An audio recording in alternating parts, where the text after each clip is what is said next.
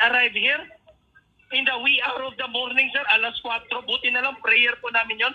And then rarasasahin ninyo kami. Papasukin ninyo kami ng ganyan-ganyan. Gigibain ninyo mga bakod namin, mga gate namin, pwersahan. Kami na mismo nakikiusap. Sir, sandali lang po.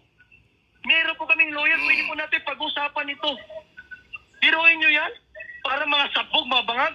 And I'm calling the attention sa inyo yung mga lead leader nila, team leader nila dyan, commanding officer nila dyan. Ganun ba tayo ang operation natin, sir?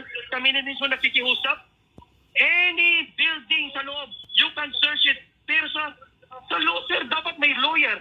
Dapat, sir, mayroong mga video, may media po tayo. Dapat nga, may barangay captain, may official para makita. Makita fair and square po tayo, sir. Bakit nyo gaganyanin kami? And then, ihaharap nyo sa amin. Try to imagine. Try to imagine. Yung mga nakita ko lang sa palabas, sa movie. Yung full battle gear ka, may mga sniper, may mga machine gun, may mga granada. Everything, dinala nila, sir. At dito, walang palaban-laban po kami, sir. Ang sa amin lang makiusap, mahinahon. Lay down everything. Gusto lang po namin makipag-usap. Ayaw namin ng gulo. And then you will force yourself inside. Tututukan nyo kami ng mga baril. Wala po kami kalaban-laban. Kung pagbabarilin ninyo kami dito, sir, wala kami magawa actually. Wala kami magagawa dito. Pero tatayuan namin ang katotohanan naming alam. Hindi po kami aatras. This is pure abuse in power. Yes. This is pure abuse Yan in na. authority. Porket ba't nasa kapangyarihan kayo? Gaganyanin nyo na kami? Yan ang balak. The record of each worker, each member. Wala po kami criminal record dito. Puro po pagtulong ang tinulong ni Pastor dito. Tinuruan, binago po ang buhay namin. And then you are there carrying those weapons. Hindi po mga ordinaryong baril, sir. Sir, hindi po mga maliliit, mga maiksi na mga baril. Matataas na kalibre ng baril. Carlo. Matutroma po mga kabataan, mga minor nandito because nagpe-prayer po kami. We are having our prayer here. And then sasalakayin ninyo kami. Ano ito, sir? War zone? Ano ito, sir? Iraq? Yan nga eh. Dito ang compound na ito. Ginawang Iraq style noon. Carlo, pinapakita natin ngayon si Jade ito, Carlo, pinapakita natin ngayon para lang maintindihan lalo ng ating mga kababayan, masundan nila, itong ipinapakita natin, may isang fire truck at nagkaroon ng komosyon ata, nag-akyatan yung mga missionary workers. Andito ka ba that time, Carlo? Ito ba yun? Nandyan ako sa tuktok, sir. Ayun. Nandyan ako sa tuktok. May Unang sundalo na sumampa, nakapasok sa compound, sir. Unang sundalo. Tatlo yan sila eh. Nakasampa sa fire truck natin. Ako doon sumamis na ako po ang nagtipa sa aking mga kamay. Tinawag ko po yung mga kasaman. Mga kapatid, halina kayo kasi kung saan pinasok and I always exist. Sabi ko, sir, huwag po natin gawin ito, sir.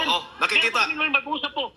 Nakikita ka namin dito, naka-jacket ka, yung likod mo may numerong 01. Ikaw ito. Para sa mga kababayan, masundan nila itong video. Talagang, yung mga otoridad, yes, sir. pinipilit. Sir, alam mo yun, sir, yung parang sasalakayin, sir, yung mga drug den, yung mga sindikato, yun yung utak nila. Biroy mo, and then when they found out, wala po kami ni isang armas, walang kutsilyo, wala lahat, sir. Dala-dala namin, sir, IDP to payong. Biroy mo yan, sir.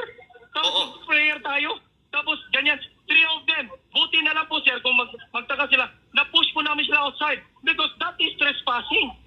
Hinahanap namin yung papel, black and white po tayo. Pakita nyo, ano yung search nyo? Bakit kayo papasok ng bigla sa compound po namin? Bahay namin ito, sir.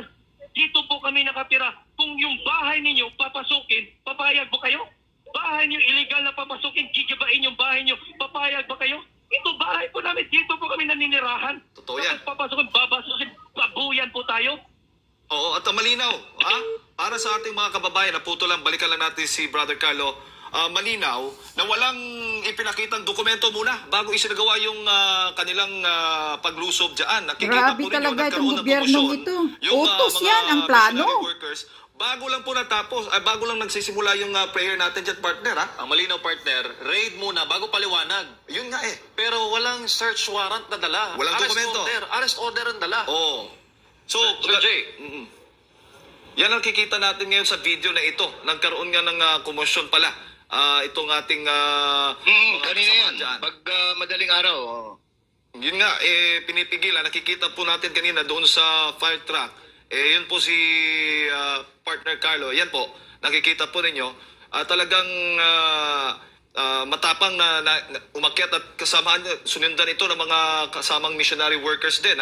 Tignan po ninyo mga kababayan, kung paano po itong mga kapulisan natin persahan na gusto talagang pumasok. Pwede naman, sabi nga willing naman, open naman silang papasukin sana. Kung merong ipinakitang dokumento, wala Bigla-biglaan po, mga kababayan, itong ginagawa po ng mga otoridad. Wala po silang tamang proseso. Ganyan na ho ba ang Pilipinas ngayon, Sir Jay? Parang lumalabas tuloy yung mga pulis natin dyan. Hindi naman natin nilalat, pero yung mga nandyan, puro malidukado Oo, nakakahiya yung mga officers dyan. Kanina, mabuti na lang at may dumating na koronel na medyo siguro mas matino ang pag-iisip. Kasi itong mga ito, pag napag-utusan, hindi po kayo sundalo. Pulis kayo. Ang pulis, ang linaw-linaw ng batas, civilian in character, national in scope, umasta kayo bilang civilian. Wala na tayong sinusunod na batas dito, Sir Jay, yung ginagawa ng mga kapulisan dito. Kaya sabi ko nga, animal na tawag ko sa kanila dahil ugaling animal yung pinapakita nila When you do not follow the law and you are supposed to be a law enforcer, you're no better than an animal. Oo, okay lang sana kung nakita nila mismo yung taong hinahanap nila. Wala Tsaka, Sir Jay, biglaan pilit pwersahan. Opo, partner, Sir Jay, pakita natin yung kopya ng warrant of arrest para makita talaga natin na hindi search warrant of arrest. At pinaliwanag ka ng mga abogado kanina na hindi tama yung kanilang ginawa. Dahil hindi naman nila nasilayan si Pastor doon sa compound.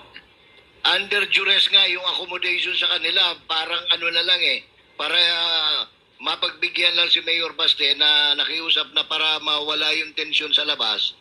Dahil it's already creating so much tension, ay papasukin na lang. Pero anong tawag ito? Ilagay sa ayos. Kaya nung dumating yung mga abogado, saka lang nila ginawa yung sistema. Pero kung tutusin, bawal po yun. Hindi po dapat. Kaya lang dahil sa para maiwasan lang yung tension, tayo na ang gumawa ng paraan para mapagbigyan itong mga nag-aastang kriminal na nasa labas po ng compound ng KOJC. Sir Jay, balikan lang natin si partner Carlo Katiil dyan ngayon sa Davao City. Mismo ito, nasaksihan niya kung paano yung pwersahan na pagpasok nitong paglusob nitong mga otoridad. Carlo, itong video na ipinapakita natin para masundan lang ng ating mga kababayan, mga anong oras ito exactly?